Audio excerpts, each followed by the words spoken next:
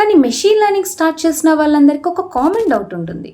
Real time data sets ఎక్కడ అవైలబుల్గా ఉంటాయి? హాయ్, నేను మీ Roshini. Welcome to day 2 of machine learning series. మీకు తెలుసా, మెషిన్ లెర్నింగ్లో సక్సెస్ అనేది కరెక్ట్ డేటాతోనే స్టార్ట్ అవుతుందని.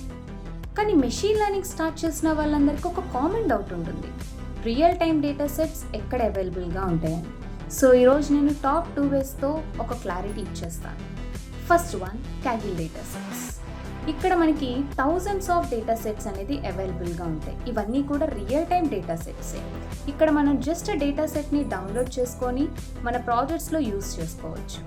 And second one, scikit learn data sets. దీన్ని మనం పాపులర్గా ఎస్కే-లర్న్ అని కూడా అంటాం. ఇక్కడ డేటా సెట్ని మనము డౌన్లోడ్ చేసుకోవాల్సిన నెసెసిటీ లేదు, జస్ట్ మన ప్రోగ్రాంలో యూస్ చేసుకోవచ్చు.